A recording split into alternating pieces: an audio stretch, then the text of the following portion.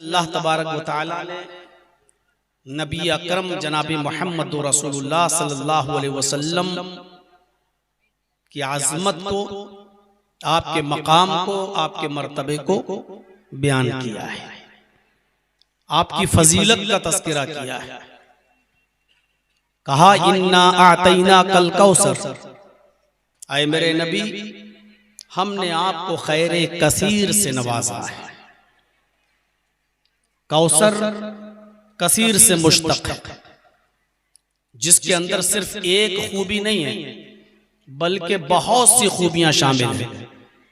अल्लाह ताला ने अपने नबी से कहा कि आए नबी हमने आपको बहुत सी खूबियों से नवाजा है, खैर कसीर से हमने आपको नवाजा है। फसल्लि लिरब्बिका वन्हर, आप जैसे पहले नमाज पढ़ते थे अपने रब के लिए नमाज पढ़ते रहिए और कुर्बानी करते रहिए। और आगे जानदार जुमला फरमाया इन्ना शानिअका हुवल अब्तर, आप देखेंगे आपका दुश्मन ही अबतर होगा, आपका दुश्मन ही मक़तूउन नस्ल हो जाएगा, आपका दुश्मन ही तबाह बर्बाद हो जाएगा, आपका दुश्मन ही इस दुनिया में किसी को मुंह दिखाने के लायक नहीं रहेगा। असल में इस सूरत का एक पसे मंजर है।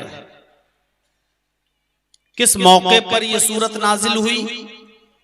इस सूरत का एक सबब वुरूद है। जब तक हम इस सूरत के उस पसे मंजर को नहीं समझेंगे हमें समझ में नहीं आएगा कि यह सूरत किस पसे मंजर में बयान की गई है। नबी अकरम सल्लल्लाहु अलैहि वसल्लम ने कि पहली शादी जो हुई 25 साल की उम्र में हजरत खदीजा से, जिनकी उम्र थी 40 साल। पहली शादी 25 साल की उम्र में आपने की और 40 साल की एक अधेड़ उम्र औरत से आपने शादी की, जिसके पहले से दो शौहर इंतकाल कर चुके थे। सीरत की बाज़ किताबें ज़ादुल मआद अल्लामा इब्न क़य्यिम की और रसूल रहमत मौलाना अबुल कलाम आज़ाद की और सीरतुन नबी अल्लामा शिबली की, इन सीरत की किताबों में लिखा हुआ है कि 2 शौहर खदीजा के इंतकाल कर चुके थे, तीसरे थे मुहम्मदुर रसूलुल्लाह सल्लल्लाहु अलैहि वसल्लम। नबी अकरम के 6 बच्चे हजरत खदीजा से पैदा हुए, 6 बच्चे, जिसमें 2 लड़के हैं और 4 लड़कियां। सबसे पहले खदीजा के बतन से जो बच्चा पैदा हुआ उस बच्चे का नाम आपने रखा कासिम, और उसी जिहद से नबी अकरम सल्लल्लाहु अलैहि वसल्लम को कहा जाने लगा अबुल कासिम, कासिम के बाप। कासिम सिग़्र सिन्नी ही में इंतकाल कर गए, बचपने में ही इंतकाल कर गए। उसके बाद अल्लाह के नबी सल्लल्लाहु अलैहि वसल्लम की 4 बेटियां पैदा हुई खदीजा के पेट से। सबसे बड़ी और पहली बेटी जो पैदा हुई उनका नाम था ज़ैनब। दूसरी बेटी जो पैदा हुई उनका नाम था रुक़ैया। तीसरी बेटी जब पैदा हुई तो उसका नाम था उम्मे कुलसूम। और चौथी जो सबसे छोटी बेटी थी नबी अकरम की, उसका नाम था हजरत फातिमा। ये 4 लड़कियां बेतरतीब नबी अकरम सल्लल्लाहु अलैहि वसल्लम की खदीजा के बतन से, उनके पेट से बाहर आई, पैदा हुई। और इन 4 बच्चियों के बाद फिर अल्लाह ताला ने नबी अकरम को एक और बेटा अता फरमाया खदीजा से, जिसका नाम था अब्दुल्लाह, जिनका लक़ब था तैयब और ताहिर। अब्दुल्लाह का भी इंतकाल हो गया, मतलब लड़का कोई बचा नहीं। पहले कासिम पैदा हुए, उनका इंतकाल हो गया, फिर 4 लड़कियां पैदा हुई, वो जिंदा रहीं, लेकिन फिर 4 बच्चियों के बाद फिर एक और बेटा पैदा हुआ जिसका नाम था अब्दुल्लाह। अब्दुल्लाह भी बचपने में इंतकाल कर गए। नबी अकरम सल्लल्लाहु अलैहि वसल्लम के पास एक लौंडी भी थी, एक बांदी भी थी, जिसका नाम था मारिया किप्तिया। मुकौकस के बादशाह ने 2 लौंडियां तोहफे में भेजी थी, 2 लड़कियां, 2 लौंडियां बांदियां गिफ्ट के तौर पर भेजी थी अल्लाह के नबी सल्लल्लाहु अलैहि वसल्लम को। एक का नाम था सीरीन और एक का नाम था मारिया। सीरीन को अल्लाह के रसूल सल्लल्लाहु अलैहि वसल्लम ने हस्सान इब्ने साबित को दे दिया कि इस बांदी को, इस लौंडी को तुम रखो अपने पास, तुम्हें जरूरत है। और मारिया को, जिसको मारी किप्तिया कहा जाता है, मारिया किप्तिया, उसको अल्लाह के नबी ने अपने पास रख लिया। लौंडी थी, मारिया किप्तिया के बतन से एक और बेटा पैदा हुआ आपका, जिसका नाम था इब्राहिम। यानी 6 बच्चे तो आपके पैदा हुए खदीजा से, और एक लड़का आपका पैदा हुआ आपकी लौंडी मारिया किप्तिया के बतन से। उस बच्चे का नाम रखा गया इब्राहिम। इस बच्चे ने भी 18 महीने की जिंदगी पाई, 1.5 साल की जिंदगी पाई, और 18 महीने के बाद 1.5 साल की उम्र पाकर इब्राहिम भी इंतकाल कर गए। इब्राहिम के इंतकाल की खबर जब नबी अकरम सल्लल्लाहु अलैहि वसल्लम को मिलती है तो आप दौड़ते हुए घर आते हैं। मारिया किप्तिया के बगल में लेटे हुए इस बच्चे को अपनी गोद में उठाते हैं। उस वक्त वो सिसकियां ले रहा था, आखिरी सांसें ले रहा था, और जैसे ही नबी अकरम ने उस बच्चे को अपनी गोद में लिया, उस बच्चे का इंतकाल हो जाता है।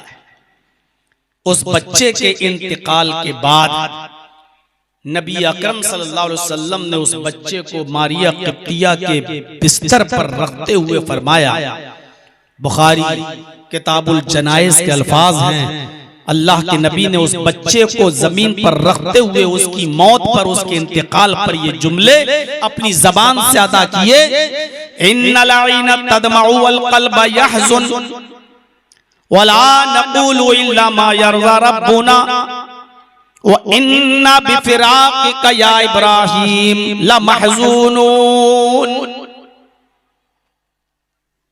आपकी जबान से ये जुमले निकले, आए इब्राहिम, तेरे इस दुनिया से रुखसत हो जाने से, तेरे इंतकाल कर जाने से, तेरे जुदा हो जाने से तेरे बाप की आंखें अश्कबार हैं, मोहम्मद की आंखें अश्कबार हैं, मेरे आंखों में आंसू हैं। इन्नल आइना तदमउ, आंखें अश्कबार हैं, आंखों में आंसू हैं। वल क़ल्ब यहज़ुन, और दिल गमगीन है, दिल उदास है, दिल मायूस है। तेरे इंतकाल से मैं भी गमगीन हूं, मैं भी मायूस हूं, मैं भी परेशान हूं, मेरी आंखें भी अश्कबार हैं। लेकिन वला नक़ूलु इल्ला मा यरज़ा रब्बुना, लेकिन मैं अपने रब के फैसले पर कुछ नहीं कर सकता। अपनी जबान से हम ऐसे जुमले अदा नहीं करेंगे जिससे मेरा रब नाराज हो जाए, जिससे मेरा परवरदिगार नाराज हो जाए, मेरा अल्लाह मुझसे नाखुश हो जाए, नाराज हो जाए। ऐसे जुमले मैं अपनी जबान से अदा नहीं करूंगा, यानी मैं नौहा नहीं करूंगा, मातम नहीं करूंगा, चीख चीख कर बयान कर करके रोऊंगा नहीं। ऐसी कोई जबान से लफ्ज ऐसा नहीं निकालूंगा जिससे अल्लाह नाराज हो जाए। अल्लाह की नेमत थी, उसकी अमानत थी, उसने ले ली। व इन्ना बिफ़िराक़िका या इब्राहीम लमहज़ूनून, लेकिन हाँ ऐ मेरे बेटे, तेरे चले जाने से मैं गमगीन जरूर हूं, मैं परेशान जरूर हूं। ये जुमले नबी अकरम सल्लल्लाहु अलैहि वसल्लम की जबान से निकल रहे थे। आपके इन जुमलों को जब काफिरों ने सुना कि देखिए इब्राहिम के मौत पर नबी कितना परेशान हैं, मोहम्मद कितने ज्यादा रंजीदा हैं, गमज़दा हैं, तो काफिर खुश हो रहे थे। उन काफिरों में अबू जहल शामिल था, अबू लहब शामिल था, आस इब्ने वाइल शामिल था, वलीद इब्ने मुगीरा शामिल था। काफिरों का ये गिरोह शामिल था, खुशी में ये जश्न मना रहा था, खुश हो रहा था कि मोहम्मद का तीसरा बेटा भी मर गया। जितने भी लड़के थे सब मर गए, कासिम भी मर गया, अब्दुल्ला भी मर गया, इब्राहिम भी मर गया। और बाप की विरासत को कौन संभालता है? बाप के मरने के बाद उसकी औलाद संभालती है, उसका बेटा संभालता है। मोहम्मद की विरासत को, मोहम्मद के दीन को कौन संभालेगा? मोहम्मद का तो कोई बेटा ही नहीं है। मोहम्मद इस्लाम को सब कुछ समझते हैं, दीन को सब कुछ समझते हैं, तो मोहम्मद के मरने के बाद इस दीन को कौन संभालेगा? मोहम्मद की तो कोई औलाद ही नहीं है सल्लल्लाहु अलैहि वसल्लम। काफिर कह रहे थे इंतजार करो मोहम्मद की मौत का, इंतजार करो मोहम्मद के मरने का। मोहम्मद जिस दिन मरेंगे मोहम्मद का दीन भी मर जाएगा। मोहम्मद जिस दिन मरेंगे मोहम्मद का दीन भी मिट जाएगा। ये मेरे अल्फाज नहीं, काफिरों के अल्फाज हैं, काफिरों के अल्फाज हैं। और नकल कुफ्र, कुफ्र नबाशत, काफिरों के अल्फाज को उन्हीं के अल्फाजों में नकल कर देना, उन्हीं के लफ्जों में नकल कर देना, ये कुफ्र नहीं कहलाता है। काफिरों का अल्फाज में बयान कर रहा हूं। वो कहने लगे कि मोहम्मद तो अब अबतर हो गया। अबतर मखतून नस्ल, मोहम्मद के मरने के बाद मोहम्मद की अब नस्ल नहीं चलेगी। मोहम्मद का कोई बेटा ही नहीं है। मोहम्मद का बेटा होता तब ना नस्ल चलती, मोहम्मद की औलाद होती तब ना नस्ल चलती। मोहम्मद की नरीना सारी औलाद मर चुकी है, इसलिए मोहम्मद के मरने के बाद मोहम्मद का दीन भी मिट जाएगा और मोहम्मद का नामो निशान भी मिट जाएगा। कोई मोहम्मद का नाम लेने वाला नहीं होगा। तब अल्लाह के नबी सल्लल्लाहु अलैहि वसल्लम की नजरें आसमान की तरफ उठी। हाफिज इब्ने कसीर तफसीर इब्ने कसीर के अंदर नकल करते हैं, नबी अकरम की नजरें आसमान की तरफ उड़ती हैं। आपने इस्तिफामिया नजरों से पूछा, इस्तिफामिया नजरें आसमान पर डाली, गोया कि आपकी नजरें ये सवाल कर रही थी, आय अल्लाह, ये दीन जो मैंने और मेरे सहाबा ने अपना खून और मेहनत करके और खून बहाकर जो सींचा है, इस्लाम को लोगों तक पहुंचाया है, ये मुट्ठी भर जमात हमने तैयार की है, क्या मेरे इंतकाल के बाद मेरा नामो निशान मिट जाएगा? क्या मेरे इंतकाल के बाद मेरा दीन भी मिट जाएगा? क्या मोहम्मद का कोई नाम लेने वाला ना होगा? क्या मोहम्मद का कोई दीन का कोई नाम लेने वाला नहीं होगा? क्या दीन भी मिट जाएगा और मोहम्मद का नामो निशान भी खत्म हो जाएगा? आपकी इस्तिफामिया नजरें आसमान की तरफ उठी। ऊपर से अल्लाह ने जिब्राईल अमीन को भेज दिया। जिब्राईल अलैहिस्सलातु वस्सलाम ये सूरत लेकर नाजिल होते हैं। उस मौके पर यह सूरत नाजिल हुई जब काफिर ये कह रहे थे कि मोहम्मद के मरने के बाद मोहम्मद का दीन भी मिट जाएगा, इसलिए कि मोहम्मद की नस्ल नहीं चलेगी। क्यों? क्योंकि मोहम्मद के बेटे मर चुके हैं। जब मोहम्मद की औलाद ही नहीं तो मोहम्मद की नस्ल कैसे चलेगी? मोहम्मद मखतून नस्ल हो चुका है, अबतर हो चुका है, दुम बुरीदा हो चुका है, उसकी नस्ल अब नहीं चलेगी। मोहम्मद के मरने के बाद मोहम्मद का नाम मिट जाएगा सल्लल्लाहु अलैहि वसल्लम। उस मौके पर यह सूरत नाजिल होती है। जाओ जिब्रील मेरे नबी से, मेरे महबूब से कह दो, मेरे हबीब से कह दो, कौन कहता है कि आपके इंतकाल के बाद आपका दीन मिट जाएगा और आपका नामो निशान मिट जाएगा? इन्ना आतैना कल कौसर, हमने आपको खैरे कसीर से नवाजा है, बहुत सी भलाइयों से नवाजा है, बहुत सी खूबियों से नवाजा है। कोई एक खूबी थोड़ी है आपके अंदर, बहुत सी खूबियों से नवाजा है हमने। इसलिए जब तक अल्लाह का नाम बाकी रहेगा आपका नाम भी बाकी रहेगा।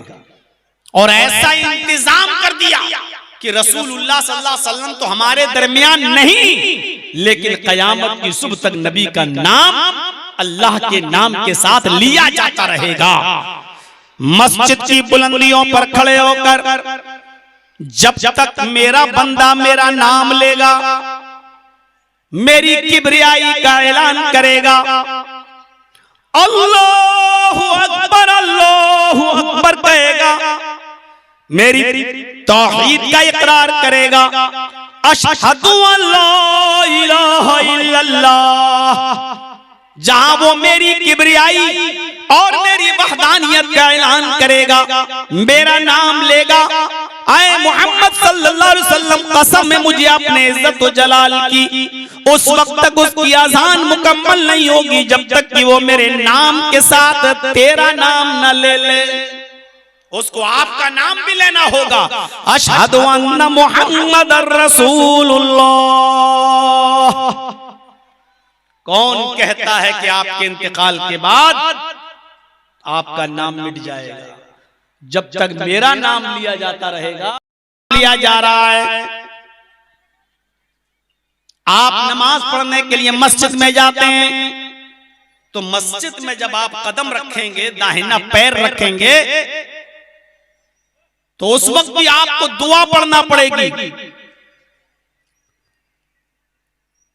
और उस दुआ से पहले दरूद शरीफ पढ़ने का हुक्म है।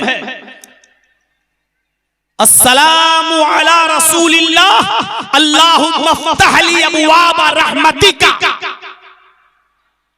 अल्लाह के रसूल पर दरूद पढ़ने का हुक्म, नबी का नाम, अजान में नबी का नाम, अजान के बाद की दुआ में नबी का नाम, ला इलाहा इल्लल्लाह कहकर अजान खत्म हो गई। अब आप अजान के बाद जो दुआ पढ़ेंगे, तो दुआ पढ़ने से पहले आपको दरूद शरीफ पढ़ना है। अल्लाहुम्मा सल्ली अला मुहम्मद अल्लाहुम्मा बारिक अला मुहम्मद। उसके बाद दुआ पढ़िए, अल्लाहुम्मा रब्ब हाज़िहि दावति ताम्मा व सलातिल काइमा आति मुहम्मदनिल वसीला वल फजीला व बअसहु मकामम महमूद अल्लज़ी वअदता। ये दुआ हमें और आपको पढ़ना पड़ेगी। इस दुआ के अंदर मुहम्मदुर रसूलुल्लाह सल्लल्लाहु अलैहि वसल्लम का नाम है। मस्जिद से निकलेंगे, दरूद पढ़ेंगे, फिर दुआ पढ़ेंगे मस्जिद से बाहर निकलने की, नबी का नाम, नमाज पढ़ेंगे, अल्लाहु अकबर कहकर सीने पर नियत बांधेंगे, लेकिन सलाम फेरने से पहले आपको दरूद पढ़ना पड़ेगा। अल्लाहुम्मा सल्ली अला मुहम्मद अल्लाहुम्मा बारिक अला मुहम्मद। अत्तहियात के अंदर आपको सलाम भेजना पड़ेगा, अस्सलामु अलैका अय्युहन नबी व रहमतुल्लाहि व बरकातुहू अशहदु अन्ना मुहम्मदन अब्दुहु व रसूलुहु। आपको नबी अकरम का नाम लेना पड़ेगा। कितना नाम लिया जा रहा है मुहम्मदुर रसूलुल्लाह सल्लल्लाहु अलैहि वसल्लम का, आप अंदाजा नहीं लगा सकते। एनसाइक्लोपीडिया ऑफ ब्रिटानिका का क्रिश्चियन राइटर अपनी किताब के अंदर लिखता है कि एक लम्हा भी ऐसा नहीं जाता जिस लम्हे में मुहम्मदुर रसूलुल्लाह का नाम न लिया जाता हो। इस वक्त हमारी घड़ी में 1:44 हो रहे हैं रात के, 1:44 लेकिन इस वक्त कहीं ईशा का वक्त होगा, इस वक्त कहीं फजर का वक्त होगा, और दुनिया के किसी न किसी कोने में इस वक्त जोहर का भी वक्त हो रहा होगा, और किसी न किसी कोने में असर का वक्त हो रहा होगा, और दुनिया के किसी न किसी कोने में मगरिब का वक्त हो रहा होगा, और दुनिया के किसी न किसी कोने में ईशा का वक्त। अभी 1 मिनट के बाद फिर कहीं और टाइम हो रहा है, फिर 1 मिनट के बाद कहीं और टाइम हो रहा है। एनसाइक्लोपीडिया ऑफ ब्रिटानिका का क्रिश्चियन राइटर कहता है, लिखता है, एक लम्हा यानी 1 सेकंड भी ऐसा नहीं जाता कि उस सेकंड में मुहम्मदुर रसूलुल्लाह का नाम न लिया जाता हो। कौन कहता है अय मोहम्मद आपके इंतकाल के बाद आपका नामो निशान मिट जाएगा? कौन कहता है कि आपके इंतकाल के बाद दुनिया से आपका नामो निशान मिट जाएगा? जब तक मेरा नाम लिया जाता रहेगा, आपका नाम भी लिया जाता रहेगा। जब तक नमाज पढ़ी जाती रहेगी, अल्लाहु अकबर कहकर लोग खड़े होंगे, मेरा नाम लेंगे, अल्हम्दुलिल्लाहि रब्बिल आलमीन अर्रहमानिर रहीम मालिकी यौमिद्दीन। कसम है मुझे अपने इज्जत व जलाल की, नमाज खत्म करने से पहले वो आप पर सलाम भी पढ़ेंगे, आप पर दरूद भी भेजेंगे, आपका नाम भी लेंगे। अजान जब तक होती रहेगी, अजान के बाद की दुआ में वो आपका नाम लेते रहेंगे। वुजू जब बनाएंगे बिस्मिल्लाह कहकर अल्लाह का नाम लेकर, तो वुजू के बाद की दुआ में वो आपका भी नाम लेंगे। अशहदु अल्ला इलाहा इल्लल्लाह व अशहदु अन्ना मुहम्मदन अब्दुहु व रसूलुहु। अशहदु अन्ना मुहम्मदन अब्दुहु व रसूलुहु, वो आपका भी नाम लेंगे। इसलिए ये काफिर जो कह रहे हैं कि मरने के बाद आपका नामो निशान मिट जाएगा, इनको कहने दो, आप परेशान मत होइए, बस आप नमाज पढ़ते रहिए और कुर्बानी देते रहिए, जैसे आप पहले नमाज पढ़ते थे और कुर्बानी करते थे, बस आप नमाज पढ़ते रहिए और कुर्बानी देते रहिए। फिर अल्लाह ने कहा इन्ना शानिअका हुवल अब्तर, आपका दुश्मन ही मक्तूल नस्ल होगा, आपका दुश्मन ही बेनस्ल हो जाएगा, उसका ही नामो निशान मिट जाएगा। देख लो उन दुश्मनों का आज कोई नाम लेने वाला नहीं है जो नबी अकरम को बदनाम करते थे।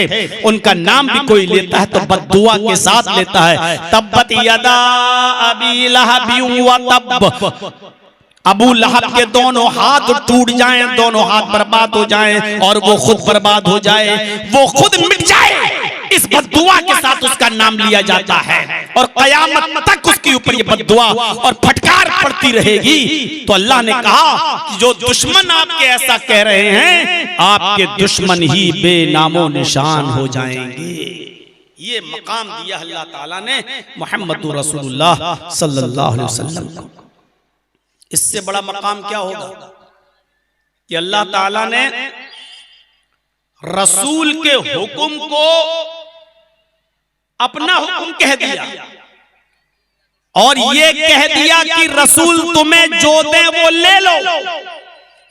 मा आताकुमुर रसूल मा आताकुमुर रसूल फखुजूहु।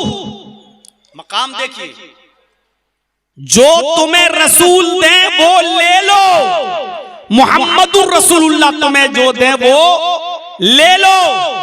अल्लाह चाहता तो ये भी कह सकता था कि अल्लाह जो दे वो ले लो, लेकिन अल्लाह ने ये नहीं कहा, बल्कि अल्लाह ने कहा कि जो रसूल दे वो ले लो। वमा नहाकुम अन्हु फंतहु, और जिन कामों से रसूल रोके उससे रुक जाओ। इतना भरोसा, इतना एतबार किया है अल्लाह ने अपने नबी पर, जो तुम्हें मुहम्मदुर रसूलुल्लाह दें, जो तुम्हें नबी दें, जो तुम्हें पैगंबर दें, वो ले लो। ये मकाम है मुहम्मदुर रसूलुल्लाह का। अल्लाह ने इतना एतबार किया है अपने नबी पर कि सारी दुनिया के मुसलमानों को हुक्म दे दिया कि तुम्हें रसूल जो दे वो ले लो, जो भी दे, मां जो कुछ भी दे, मिन हैसुर रसूल दे, रसूल की हैसियत से जो दें। रसूल की दो हैसियतें हैं, एक मोहम्मद इब्ने अब्दुल्लाह की, एक मुहम्मदुर रसूलुल्लाह की। रसूल होने की हैसियत से जो दें वो ले लो। हाँ, इंसान होने की हैसियत से अगर कोई चीज देते हैं और तुम्हें वो नुकसान करती है, तुम्हारे फायदे की नहीं है, तो तुम उसे छोड़ भी सकते हो। लेकिन रसूल होने की हैसियत से जो दें वो लेना पड़ेगा, क्योंकि वो हुक्म होगा अल्लाह के रसूल का। जैसे अल्लाह के नबी सल्लल्लाहु अलैहि वसल्लम जब मदीना पहुंचे तो सहाबा फरमाते हैं कि मदीने के लोग खजूर के काश्तकारी किया करते थे, तो वहां उनकी एक आदत थी, वो क्या करते थे, खजूर के गाभे को नर और मादा बनाकर जमीन में बोते थे। खजूर का जो फूल, जो गाभा निकालते थे, तो आपस में कहते थे ये नर है और ये मादा है। ऐसे ये नर खजूर का गाभा है, ये मादा खजूर का गाभा है, और दोनों गाभों को मिलाकर जमीन में गाड़ते थे, बोते थे। और उनका ये अकीदा था, उनका ये बिलीफ था, ये विश्वास था, ऐसा करने से खजूर ज्यादा पैदा होंगे। जैसे हम और आप कहते हैं मियां बीवी के मिलन से बच्चे पैदा होते हैं, ऐसे ही मदीने के लोग खजूर की काश्तकारी किया करते थे। तो वो ताबीर नख्ल जिसको कहते हैं, या अबरून नख्ल, वो खजूर के गाभे को नर और मादा बनाकर जमीन में बोते थे। तो अल्लाह के नबी ने उनको ऐसा करते हुए देखा, तो आपने कहा ये क्या करते हो, माज़ा कुन्ना, ये क्या करते हो तुम, नर और मादा। अरे गाभे में भी नर और मादा होता है क्या? तो सहाबा ने कहा कुन्ना नस्नउहु, अल्लाह के रसूल हम तो ऐसा ही करते हुए चले आ रहे हैं, हम तो हमेशा ऐसा ही करते हैं, ये नर है ये मादा, दोनों खजूर के गाबे को जमीन में डालते हैं और हमारा ये विश्वास है, बिलीव है कि ऐसा करने से खजूर ज्यादा पैदा होते हैं, अच्छी फसल पैदा होती है खजूर की। अल्लाह के नबी सल्लल्लाहु अलैहि वसल्लम ने फरमाया लौला तफअलूहु लकाना खैरन, अगर तुम इसको छोड़ दो तो ज्यादा अच्छा हो। ऐसा मत करो, एक तरफ से बोना शुरू कर दो, नर मादा मत कहो। अगर तुम ऐसा ना करो तो ज्यादा अच्छा है। चूंकि मक्के से आए थे अल्लाह के नबी, इसलिए सहाबा किराम ने सोचा बड़ी शख्सियत है, मोहम्मद सल्लल्लाहु अलैहि वसल्लम है, आपने जब मना किया तो छोड़ देते हैं। लेकिन आपने ये उनको हुक्म नहीं दिया था, आपने कहा अगर छोड़ दो तो बेहतर है। यानी अगर नहीं छोड़ते हो तब भी कोई बात नहीं है, लेकिन अगर छोड़ दो तो अच्छा। अरे इसमें क्या नरमाता होता है, ये तो सब बकवास, ऐसा न करो तो अच्छा है। तो उन्होंने छोड़ दिया, फतरकूहु, मुस्लिम शरीफ की हदीस के अल्फाज है, उन्होंने छोड़ दिया, कहा ठीक है हम ऐसा नहीं करेंगे। अब उन्होंने ऐसे ही खजूर बोना शुरू कर दिया, नर और मादा नहीं बनाया। फनक़सत, उसी साल खजूरें कम पैदा हुई, उसी साल नुकसान हो गया। हम लोग होते तो क्या कहते, हर मौलवी को बुलाते, कभी जलसा कराते, कभी बारिश नहीं हुई, पहली बार मौलवी जर्जिस को बुलाया बारिश हो गई। यही मनहूस है, यही नहूसत छा गई हमारे ऊपर। हम और आप होते तो क्या कहते, लो ऐसा करते चले आ रहे थे तो कभी खजूर कम पैदा नहीं हुए, और हमने मोहम्मद की बात मान ली तो खजूर पैदा कमी पैदा हुए। कभी शादी के बाद बच्चा पैदा ना हुआ हो, 10 साल हो गए, किसी ने कहा अरे फला बाबा के मजार पे चले जाओ, झोली भर के, आदमी किसी के कहने में आ गया और चला गया और बच्चा पैदा हो गया, क्या कहते, ओहो देखो हमने 10 साल मस्जिदों में मांगा तो नहीं मिला। बाबा का वाकई करम है, यहां से मिलता है, हमारा अकीदा बैठ जाता है उसके ऊपर। जब खजूर कम पैदा हुए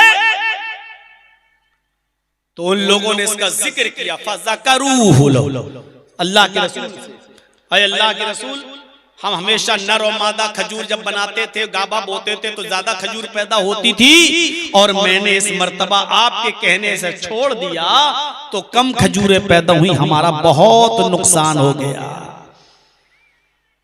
तो अल्लाह के नबी सल्लल्लाहु अलैहि वसल्लम ने उनसे जो जुमले कहे वो क्या कहा, आपने फरमाया इज़ा अमरतुकुम बिशैइन मिन अम्रि दीनिकुम फखुज़ू, मेरे साथियों जब मैं तुम्हें तुम्हारे दीन की कोई बात बताऊं और हुक्म दूं तो उसको हर हाल में करो, वो तो शरीयत का हुक्म होगा।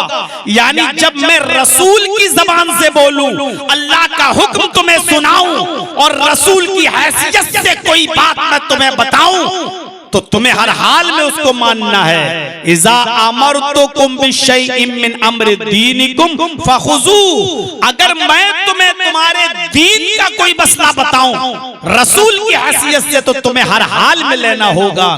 व इज़ा अमरतुकुम बिशैइन मिन अम्रि दुनियाकुम फइन्नमा अना बशर, लेकिन जब मैं दुनियावी मामले में तुम्हें कुछ बात बताऊं, दुनियावी मामले में तुम्हें कोई मशवरा दूं तो तुम मेरे मशवरे को छोड़ भी सकते हो, इसलिए कि मैं भी एक इंसान हूं। तुम मेरी बात मान भी सकते हो और नहीं भी मान सकते हो, उसमें कोई गुनाह नहीं होगा तुम्हारे ऊपर। यानी तुम जैसे पहले बोते थे वैसे बो, अगर ज्यादा खजूरें पैदा होती तुम वैसे ही करो जैसे पहला करते थे, हमारी बात छोड़ दो। मेरे भाइयों गौर कर रहे हैं, ये दो हैसियतें हैं नबी की, नबी होने की हैसियत से, रसूल होने की हैसियत से आप अगर कोई बात बताएंगे तो हर हाल में लेना होगा, लेकिन अगर इंसान होने की हैसियत से कोई बात बताएंगे तो फिर मान भी सकते हो और छोड़ भी सकते हो, कोई गुनाह नहीं है।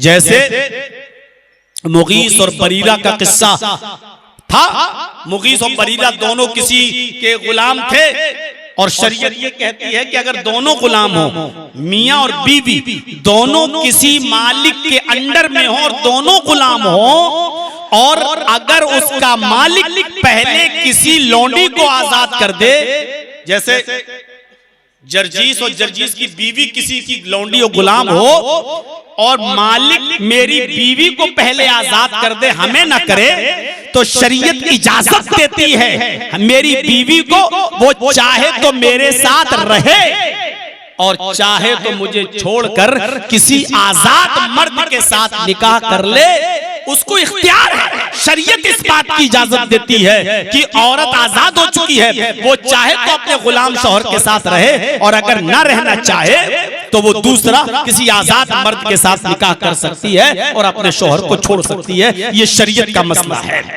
तो मुगीस और बरीरा ये दोनों मियां बीवी, लेकिन दोनों किसी के गुलाम और लौंडी थे और उसके मालिक ने बरीरा को पहले आजाद कर दिया, उसको पहले छोड़ दिया, जाओ तुम आजाद हो। तो जब बरीरा पहले आजाद हो गई तो उन्होंने अपने शौहर मुगीस को छोड़ने का ऐलान कर दिया कि मैं अब मुगीस के साथ नहीं रहूंगी, मैं अब किसी आजाद मर्द से शादी करूंगी।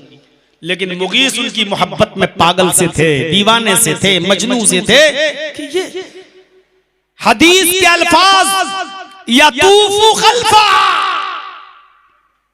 जहां बरीरा जा रही है मुगीस उनके पीछे पीछे वहीं पहुंच जाते हैं। तवाफ जैसे खाने काबा का चक्कर लगाया जाता है, वैसे मुगीस उनका चक्कर लगाते थे।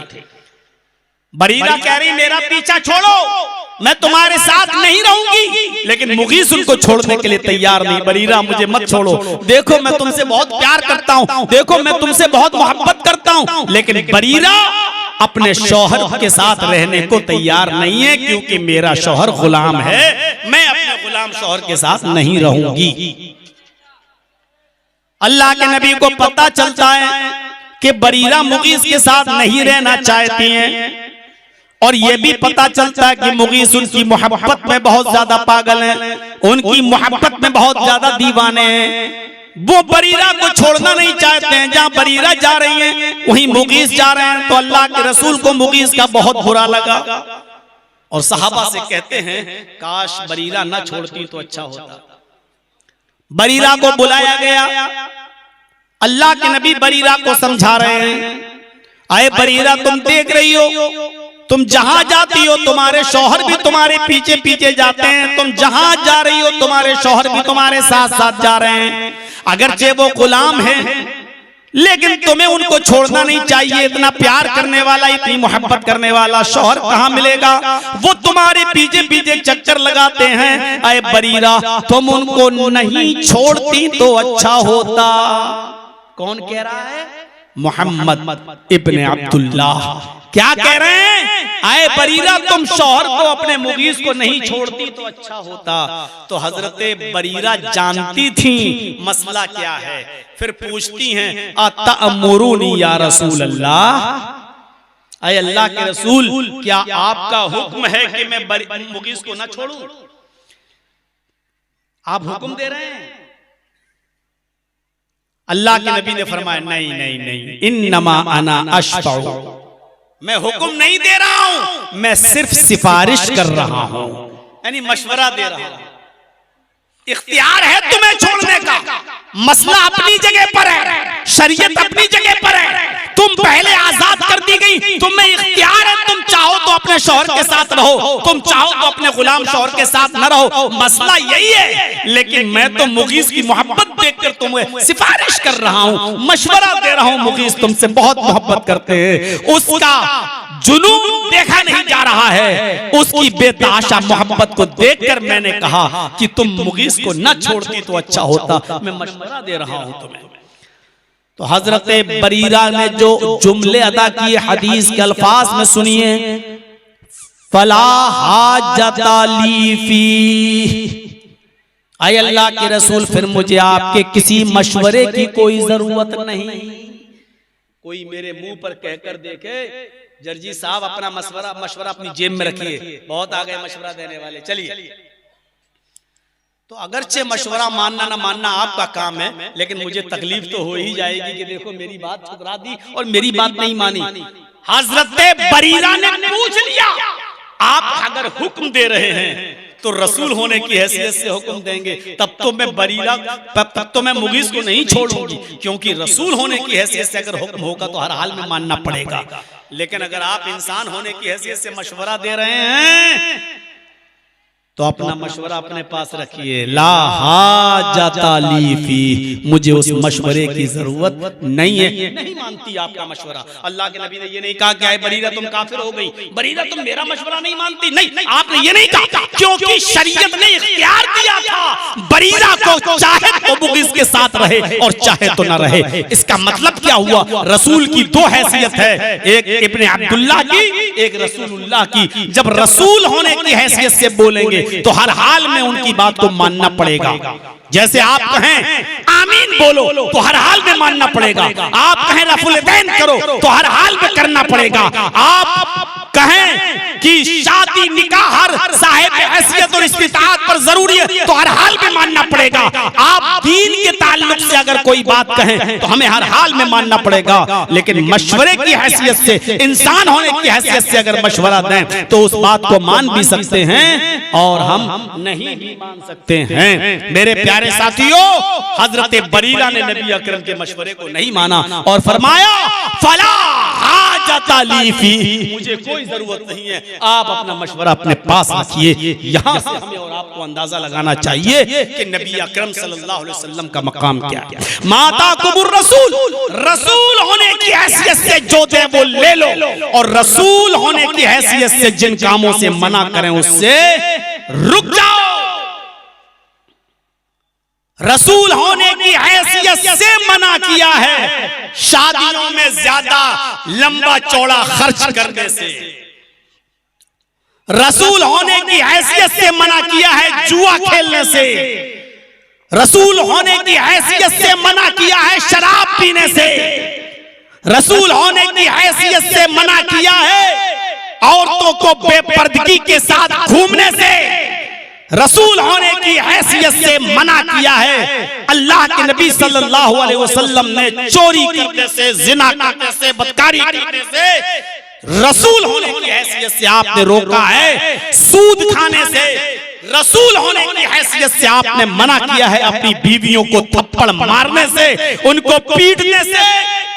आप अपनी बीवी को थप्पड़ नहीं मार सकते हैं, नहीं इजाजत है आपको। फरमाया कि वलकुम अलैहिन्ना अल्ला युतीना फुरूशकुम अहदन तकरहूनहु, औरतों के ऊपर ये जिम्मेदारी आयद होती है कि वो तुम्हारे बिस्तर पर, शौहर शादी करके लाया, जिस बेड पे अपनी बीवी को सुलाता है, जिस बिस्तर पे अपनी बीवी को सुलाता है, उस बिस्तर पर बीवी की जिम्मेदारी है कि किसी ऐसे शख्स को ना आने दे जिसको शौहर पसंद नहीं करता।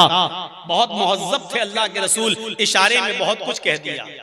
और इशारा यह है कि अपने बिस्तर पर अपने शौहर के अलावा किसी और को ना आने दे। और उसके बाद फरमाया सिर्फ यही एक जुर्म ऐसा है, अगर औरत शौहर वाली होते हुए भी, अपने शौहर के होते हुए अगर किसी मर्द से नाजायज ताल्लुक कायम करती है और दूसरा मर्द अगर बिस्तर पे आता है, तब शरीयत इजाजत देती है और अल्लाह के रसूल भी इजाजत देते हैं। फैज़ा फ़अलना ज़ालिक फ़ज़रिबूहुन्ना ज़रबन गैर मुबर्रिहिन, तब इजाजत है मर्द को कि वो अपनी बीवी को मार सकता है। अगर वो तुम्हारे बिस्तर पर किसी गैर मर्द को बुलाएं और उनसे नाजायज ताल्लुक कायम करें तो शौहर को इजाजत है कि वो अपनी बीवी को मार सकता है। लेकिन आगे बता दिया गैर मुबर्रिहिन, वो मार भी ऐसी नहीं होनी चाहिए कि उसके पीठ पर निशान पड़ जाए, उसके सर पे चोट आ जाए। और वो पंचायत जब बैठे, 5 लोगों के लोग जब बैठे तो वो अपनी पीठ खोल के दिखाए कि देखो कितना मारा, परतें छप गईं। आप मार सकते हो लेकिन इतना नहीं कि उसके चोट से निशान पड़ जाएं और वो निशान दिखाए कि देखो कितना मारा। हल्की फुल्की मार मार सकते हो और इस मार के बावजूद भी वो नहीं संभलती है तो उसका बिस्तर अलग कर दो, 2 महीने 3 महीने के लिए अलग हो जाओ, अपना कमरा अलग कर लो, उसका कमरा अलग कर दो, उससे बिल्कुल मुंह फेर लो, लेकिन अपने घर में ही रखो।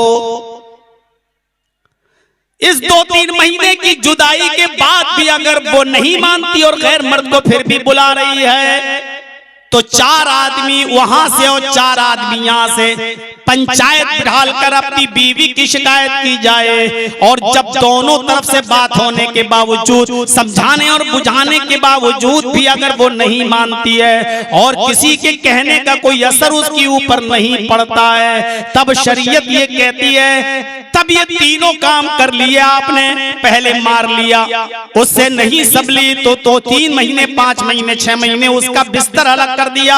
इस जुदाई से भी अगर वो नहीं मानती है तो पंचायत बिठा ली, और पंचायत के फैसले के बावजूद उसकी समझ में नहीं आता है, तो अब ऐसी बदचलन औरत को अपनी बीवी बनाकर मत रखो। जब वो पाक हो, हालत तोहर में हो और आपने उसके साथ हम बिस्तरी न की हो, तो ऐसी हालत में उसको एक मर्तबा तलाक दो कि मैंने तुझे तलाक दी, एक मर्तबा।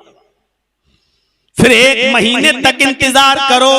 अगर वो बाज आ जाती है, मान जाती है, संभल जाती है और तलाक से डर जाती है और अपने बच्चों की बर्बादी का एहसास उसको होने लगता है और वो आपके सामने गिड़गिड़ाने लगती है कि मुझे मत छोड़ो, तो एक ही तलाक पड़ी है उसके ऊपर, आप उसको अपनी बीवी बना सकते हो, वो रुजू कर सकते हो, वो फिर से तुम्हारी बीवी बन जाएगी।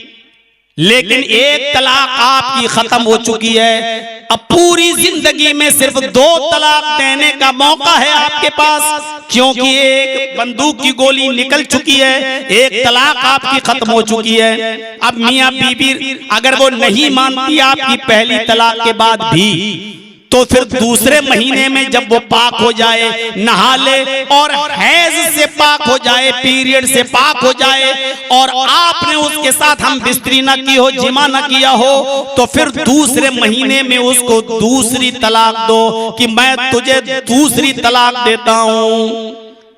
अभी भी वो आपकी बीवी है, आप खिलाएंगे पिलाएंगे, अभी आपके घर पे भी वो रहेगी, अभी कपड़ा और खाना पीना सिर्फ आपके जिम्मे है, आप ही अपनी बीवी को अभी खाना भी देंगे, पानी भी देंगे, बीमार हो जाए तो इलाज भी कराएंगे, पहनने को कपड़ा भी देंगे, अभी उसकी रोजी रोटी के मालिक आप हैं, अभी आप ही सब कुछ करेंगे। लेकिन 2 तलाकें पड़ चुकी हैं उसके ऊपर, फिर पूरे महीने का इंतजार करो, अगर मान जाती है तो अब भी तुम्हारी बीवी है, उसको मना लो और रुजू कर लो, अभी भी तुम्हारी बीवी है, लेकिन 2 तलाकें तुम्हारी हो चुकी हैं, अब पूरी जिंदगी में तुम्हें 1 तलाक देने का हक सिर्फ बाकी रह गया है। अगर दूसरी तलाक के बाद भी अगर आपकी बीवी नहीं संभलती है और बदचलन है, दूसरे मर्द को फिर भी बुला रही है, उसके ऊपर कोई फर्क नहीं पड़ रहा है, तो अब तीसरे महीने में जब वो पाक हो जाए, पीरियड से नहा ले धो ले और पाक हो जाए और आपने हम बिस्तरी न की हो उसके साथ, तो फिर आप तीसरे महीने में तीसरी तलाक उसको दीजिए। याद रखिए,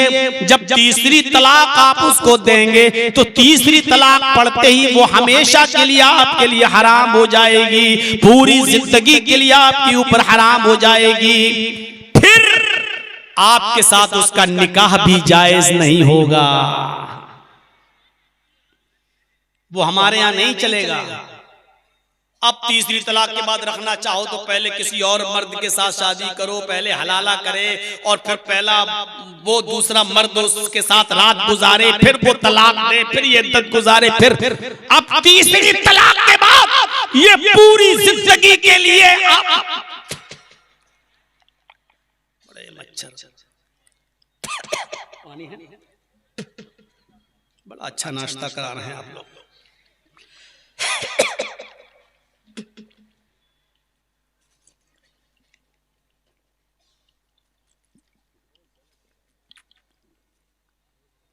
सीधे जैसे कोई प्लेयर कैच नहीं ले लेता है ना, सीधे मुंह में क्या। तो तीसरी तलाक के बाद कोई सूरत नहीं है, सिर्फ एक शक्ल है। तीसरी तलाक के बाद इद्दत गुजार कर वो औरत दूसरे मर्द से अपनी मर्जी से शादी करे, वहां रहे साल 2 साल 5 साल, और वहां वो आदमी उससे नाराज हो जाए किसी बात पर, और वो अपनी मर्जी से 5, 6, 10 साल के बाद जब उधर मियां बीवी में अगर जुदाई हो जाए और ना रहे, और वो इसी तरीके से जब तलाक दे दे तो और अभी तक इसने शादी न की हो पहले आदमी ने, तो अब ये चाहे तो उससे शादी कर सकता है, शर्त के साथ नहीं कि एक रात के लिए तुम कर लो, दूसरे दिन तलाक दे देना, इस शर्त के साथ नहीं। अब ये किसी भी कंडीशन में हलाल नहीं होगी, हराम हो चुकी है तीसरी तलाक के बाद। जब तक के दूसरी जगह शादी कर ले और वो अपनी मर्जी से न छोड़े, उधर कभी उन दोनों में बिगाड़ पैदा हो जाए और वो अपनी मर्जी से तलाक दे, तब पहला मर्द इसके साथ शादी करना चाहे तो कर सकता है। तो कितना मौका दिया शरीयत ने मियां बीवी पे पहले मामला बनाने के लिए। सिर्फ यहां शौहर मार सकता है बस जब वो फैजा फ़अल्ना ज़ालिक फ़ज़रिबूहुन्ना ज़रबन गैर मुबर्रिह, वो भी ऐसी मार नहीं। और जब मारो बदचलन हो, बीवी आपके बिस्तर पर दूसरे को बुला रही हो तब आप मारो, तो इस वक्त भी आप वला तज़रिबिल वज्ह, चेहरे पर नहीं मार सकते हैं। ये चेहरा है ना, आदमी थप्पड़ गाल पे ही मारता है, चाहे बेटा हो चाहे स्कूल के टीचर लोग और मैडम लोग भी बच्चों को गाल पे ही मारती हैं। गाल पे कभी नहीं मारना चाहिए, चाहे बच्चा हो चाहे आपकी बीवी हो, कोई भी हो। हजरत मुआविया अल-कुशैरी कहते हैं, अबू दाऊद की रिवायत, कि मैंने अल्लाह के रसूल से पूछा कि मेरी बीवी का क्या हक है, मेरी क्या जिम्मेदारी है बीवी के साथ। तो अल्लाह के नबी ने फरमाया, मुआविया इज़ा तइमता अतिमहा, जब तुम खाओ, अतिमहा इज़ा तइमता, जब तुम खाना खाओ तो अपनी बीवी को भी खिलाओ। जब तुम कपड़ा पहनो तो अपनी बीवी को भी पहनाओ। वला तज़रिबिल वजह वला तुक़ब्बिह, और अपनी बीवी के चेहरे पर कभी थप्पड़ मत मारो। वला तुक़ब्बिह, उसको बुरा भला मत कहो, उसकी बदसूरती की या उसको बदसूरत मत कहो। शादी से पहले देखने की इजाजत दी थी आपको ना, आपने देखकर शादी की है, तो अब उसको ताना मत मारो। वला तुक़ब्बिह, उसकी बुराई बयान मत करो, कलुटिया है, मोटी और ये और वो, आप उसकी बुराई बयान मत करो, उसको बुरा भला मत कहो। वला तहजुर इल्ला फिल बैत, और कभी मियां बीवी में झगड़ा हो जाए, लड़ाई हो जाए, तो उसको छोड़ने की नौबत आ जाए तो बिस्तर अलग कर लो, लेकिन उसको घर से बाहर मत निकालो। ये औरत का हक है। वला तहजुर इल्ला फिल बैत, घर ही में छोड़ो, यानी बिस्तर अलग कर दो, तुम अलग हो जाओ। शौहर की जुदाई बीवी बर्दाश्त नहीं कर सकती, वो बड़ी मक्कार औरत होगी जो शौहर को अलग बिस्तर, जा मर रहा मर, हम तो नहीं जाएंगे तेरे पास। ये बहुत बड़ी सजा है औरत के लिए। अगर कोई शौहर अपनी बीवी के बिस्तर को अलग कर दे, खुद अलग सो रहा हो और बीवी को कोई परवाह ना हो, तो यहीं से शक होता है। इसका मतलब यह है कि बीवी का ताल्लुक किसी न किसी के साथ है। अगर उसका ताल्लुक किसी के साथ नहीं होता तो अपने शौहर को नहीं छोड़ती। शरीयत ने कहा ये सब कुछ करके देख लो, जब मामला न बने तब दूसरा कदम उठाओ, फिर तीसरा उठाओ। दूसरी बात, मेरे प्यारे साथियों, नबी अकरम सल्लल्लाहु अलैहि वसल्लम की फजीलत को बयान किया गया है ये कहकर कि जो कुछ भी रसूल तुम्हें दें वो ले लो, और जिन कामों से रोके उससे रुक जाओ। रसूल की इताअत को अल्लाह ने दुखूले जन्नत का सबब बनाया है। फरमाया कुल्लु उम्मती यदखुलूनल जन्नता इल्ला मन अबा क़ालू मन याबा या रसूल अल्लाह क़ाल मन अतानी दखलल जन्नता व मन असानी फ़क़द अबा। बुखारी किताबुल इतिसाम बिल किताबि व सुन्नह, बुखारी की रिवायत है। किताबुल इतिसाम बिल किताब व सुन्नह को आप उठाकर देखेंगे इस चैप्टर को, तो उसमें ये रिवायत मिलेगी। फरमाया मेरी पूरी की पूरी उम्मत जन्नत में जाएगी, वो नहीं जाएगा जिसने मेरा इनकार किया। कालू मन याबा या रसूल अल्लाह, साहबा ने कहा अल्लाह के रसूल आपका इनकार कौन कर सकता है? ऐसा मुसलमान कौन है जो मुसलमान भी और आपका इनकार भी करे? आपने फरमाया मन अतानी दखलल जन्ना, जो मेरी इताअत करेगा वो जन्नत में जाएगा। व मन असानी फ़क़द अबा, और जिसने मेरी नाफरमानी की उसने मेरा इनकार किया। रसूल की इताअत दुखूले जन्नत का सबब है, यानी जो आदमी जन्नत में जाना चाहे वो रसूलुल्लाह की इताअत करे वो जन्नती हो जाएगा। ये मकाम, ये मर्तबा दिया अल्लाह तबारक व तआला ने जनाब मोहम्मद रसूलुल्लाह सल्लल्लाहु अलैहि वसल्लम को। अख़ज़ल्लाहु मीज़ाक़न नबिय्यीन लिमा तअतुहुम, और अल्लाह ने फरमाया कि हर नबी जो भी दुनिया में आया है, जितने भी नबी आदम से लेकर ईसा तक सारे नबियों ने मोहम्मद रसूलुल्लाह सल्लल्लाहु अलैहि वसल्लम की पेशीनगोई की। सारे नबियों ने नबी अकरम के बारे में कहा कि एक नबी आएंगे। हजरत ईसा अलैहिस्सलातु वस्सलाम ने तो फरमाया व इज़ क़ाल ईसा इब्न मरियम या बनी इस्राईल इन्नी रसूलुल्लाहि इलैकुम मुसद्दिक़न लिमा बैना यदैया व मुबश्शिरन बिरसूलिन याती मिन बाद इस्मुहु अहमद।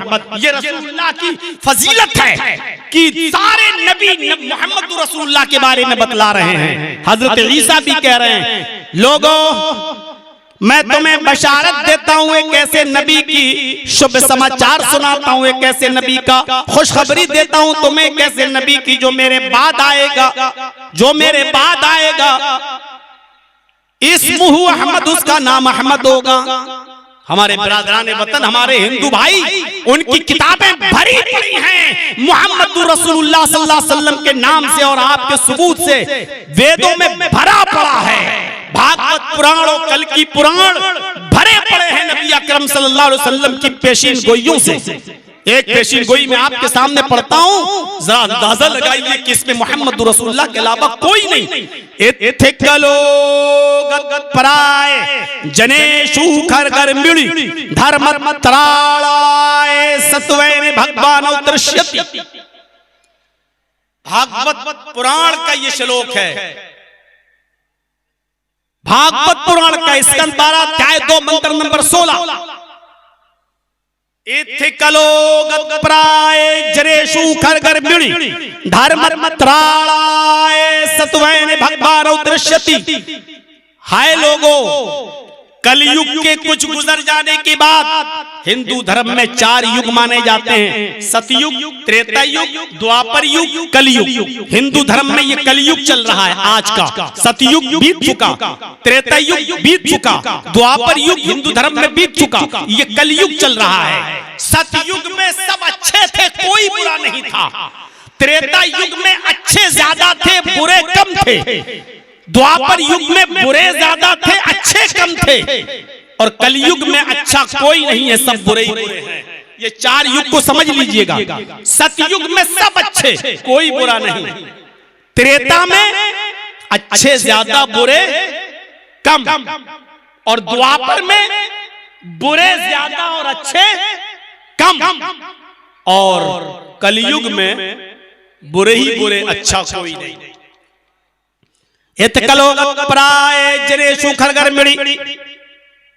कलयुग के कुछ गुजर जाने के बाद जब सारी जनता, सारी आवाम, सारे लोग गधों और जानवरों की तरह हो जाएंगे,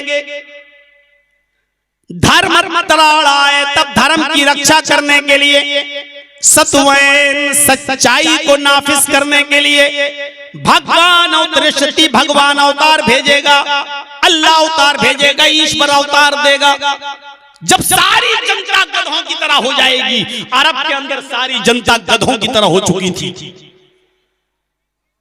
इतनी ज्यादा हैवानियत फैल चुकी थी अरब के अंदर, आप अंदाजा नहीं लगा सकते। शराब इतनी पीते थे कि शराब के नशे में धुत रहते थे। उनके घर में जब कोई बच्चा पैदा होता था तो उस बच्चे के हलक में मां का दूध नहीं डालते थे, शहद का कोई कतरा उसके हलक में नहीं जाता था। अरब में जब कोई बच्चा पैदा होता था तो उसके मुंह में सबसे पहले शराब की कतरे, शराब की बूंदें उसके मुंह में डाली जाती थी और लोग फख्र करते थे कि आज बहुत बड़ा काम हमने कर दिया, मेरे घर में जो बच्चा पैदा हुआ उसको शराब पिलाई गई। शराब का हाल ये था कि जैसे हम लोग जब खाना खाते हैं तो दस्तरखान पर Pepsi, Thums Up, Coca Cola की बोतल रख लेते हैं, खाना खाते जाते हैं और कोल्ड ड्रिंक पीते जाते हैं। अरब की सरजमीन पर लोग जब खाना खाते थे तो शराब की बोतलें रख लिया करते थे और खाना खाते वक्त शराब पीते जाते थे, वो पानी नहीं पीते थे। खाना खाने के बाद शराब के जरिए वो अपना पेट भरते थे। जुआ इतना खेला जाता था कि जुए में जब कोई आदमी रकम हार जाता था तो अपना मकान जुए में लगा दिया करता था, और जब मकान भी जुए में हार जाता था तो अपनी बीवी जुए में लगा दिया करता था, और बीवी भी जब जुए में हार जाता था तब भी वो हार नहीं मानता था, कहता था मेरे पास जवान बेटी भी है, मैं उसको भी जुए में लगा देता हूँ। वो अपने घर से अपनी जवान खूबसूरत बेटी को लाता था और उसको भी जुए में लगा दिया करता था। जब तक बेटी भी जुए में न हार जाए, इस बात का फैसला नहीं होता था कि हारा या नहीं हारा, तब वो मानते थे अब मेरी हार हो गई, बेटी तक को जुए में लगा दिया करते थे। ये हाल था। लड़कियों की दुर्दशा बहुत हुई थी। जब किसी के घर में कोई लड़की पैदा होती तो उस लड़की को 4 साल तक पाला जाता, पोसा जाता, खिलाया जाता, पिलाया जाता, और जब वो अम्मी अम्मी कहने लगती, जब वो अब्बू अब्बू कहने लगती, 4 साल की हो जाती तो मेले के बहाने ले जाता बाप और जंगल में ले जाकर पहले से गड्ढा खोद के तैयार रखता, उस गड्ढे में धक्का देता, ऊपर से मिट्टी डाल देता था। मेरे प्यारे साथियों, इसकी पूरी तफसील इस तरह है कि पहले बेटी पैदा हुई, मारे अफसोस के चेहरे पे शिकन पड़ गई, लेकिन पैदा होते ही उसको दफन नहीं करता, खिलाया पिलाया, बड़ी होने लगी, और जब उस बच्ची की उम्र 4 साल की हो जाती तो अपनी बीवी से कहता बेटी को नहला देना, धुला देना, इसको मेले में ले जा रहा हूं। बीवी समझ जाती कि अब मेरी बेटी जो है मरने के लिए इसका बाप लेकर जा रहा है। कमजोर थी औरत की हैसियत, अपने शौहर से लड़ नहीं सकती थी, वो अपनी बेटी को नहलाती,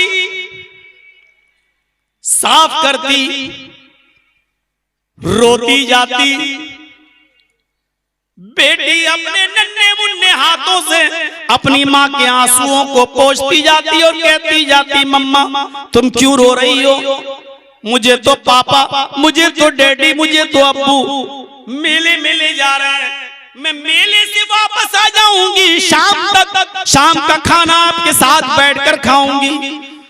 जैसी माँ अपनी उस 4 साल की बच्ची के मुंह से ये जुमले सुनती, उसको सीने से लगा लेती और फिर हटाती, लेकिन ये कहने की जुर्रत नहीं करती, नहीं नहीं बेटी झूठा वादा मत कर, मेरी बेटी तू ऐसी जगह जा रही है जहां से तू लौटकर वापस मेरे पास अब नहीं आएगी। नहला देती, धुला देती, तैयार कर देती, और फिर बाप उसको लेकर मेले के बहाने चल देता। जंगल में गड्ढा पहले से खुदा होता, वहां जाकर बाप कहता बेटी जरा इस गड्ढे में झांक कर देखो, तुम्हारी अम्मी नजर आएंगी। अपनी अम्मी को देखने के चक्कर में वो छोटी सी मासूम बच्ची जब झांक कर देखती तो तो बाप पीछे से धक्का दे देता, लड़की नीचे गड्ढे में गिर जाती और बाप अपने हाथों से मिट्टी डालने लगता।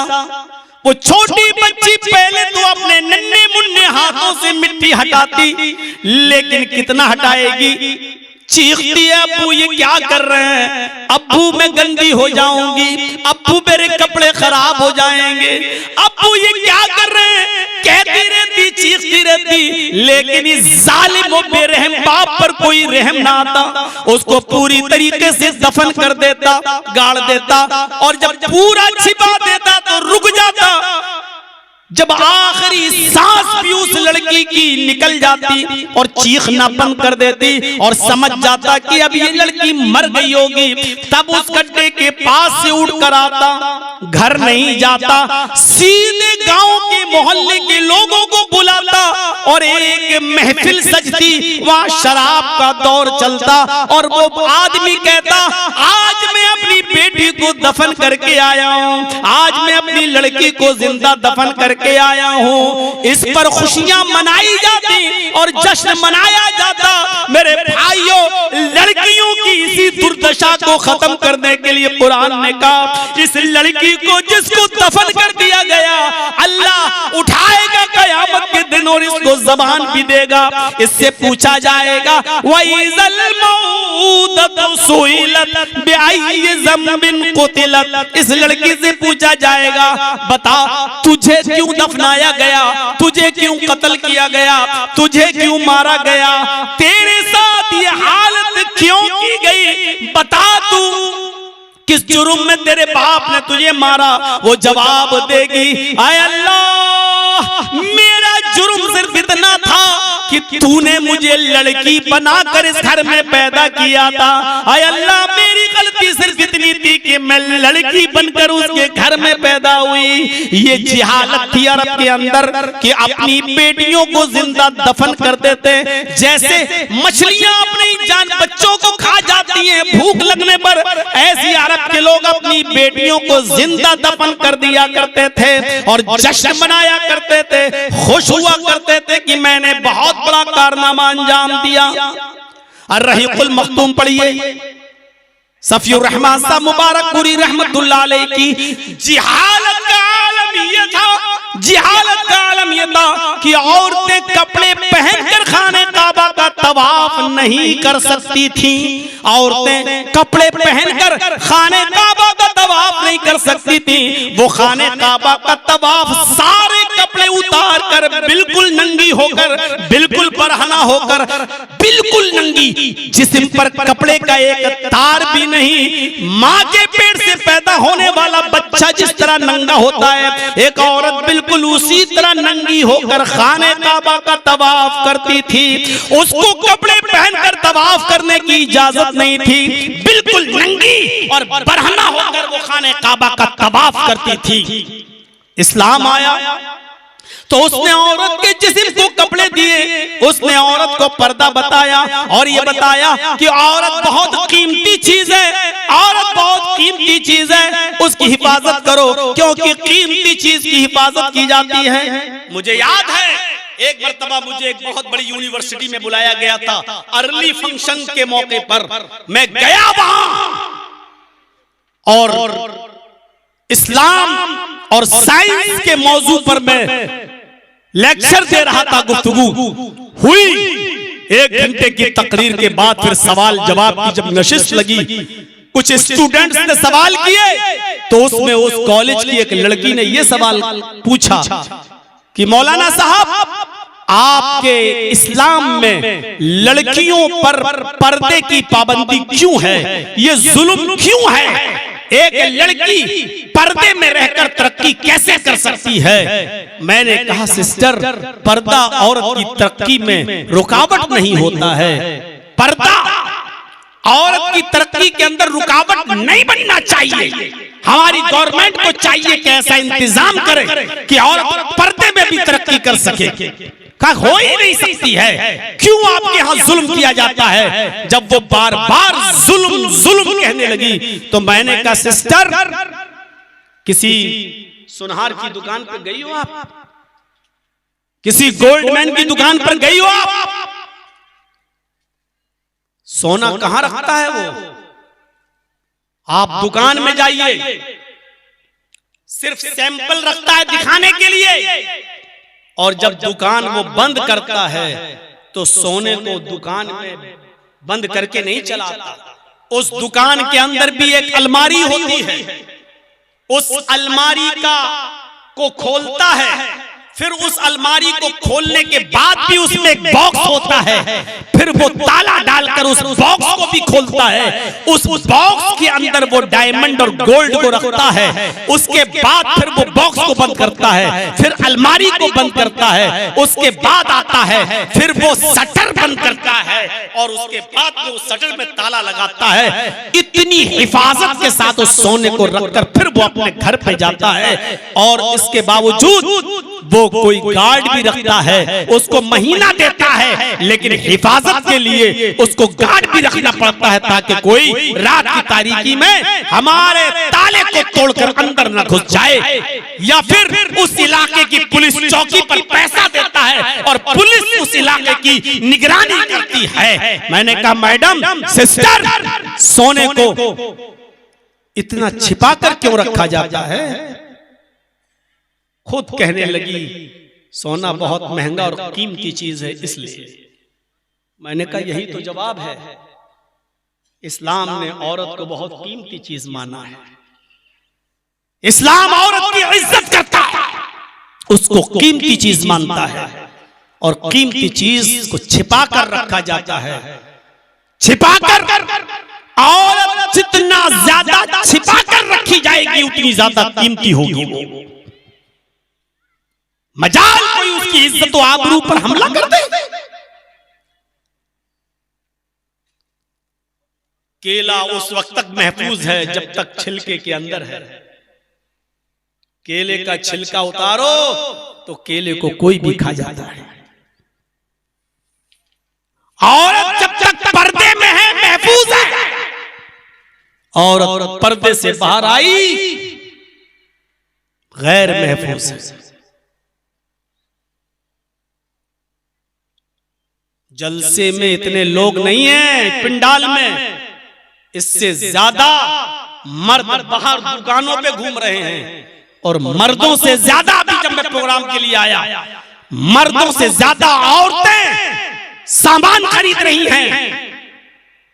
बेपर्दगी का मुजाहिरा, लड़के और लड़कियां वही मौजूद, रूह निकल चुकी है पर्दे की आज हमारे मुआशरे से और समाज से। दीनी जलसे भी महफूज नहीं रहे मेरे भाइयों।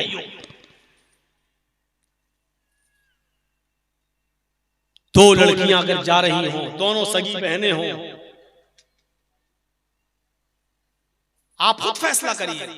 एक टाइट जीन्स पहनी हुई हो, टी शर्ट पहनी हुई हो, लिपस्टिक लगाई हुई हो, बाल खुले हुए हो, चेहरे पर मेकअप चुपड़े हुए हो, पोते हुए हो, ऊंची हिल की चप्पल पहनी हुई हो, जा रही हो, और उसी के साथ उसी की सगी बहन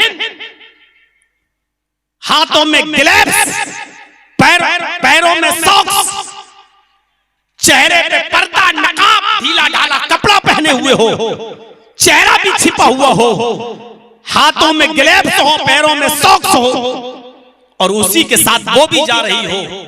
मुझे ईमानदारी के साथ फैसला करके बताओ, चौराहे पर बैठे हुए छिछोरे लड़के, सड़कों पर घूमने वाले या याश और बदकार लड़के, ये गुंडे और आवारा और छिछोरी नस्ल के लोग, इन दोनों लड़कियों में से किस लड़की पर नजर डालेंगे और किसको छेड़ेंगे? आप फैसला करके बताइए। आपका यही फैसला होगा। जीन्स वाली को, टी शर्ट वाली को, लिपस्टिक वाली को, क्रीम पाउडर मेकअप चुपड़ने वाली को देखेंगे। क्यों?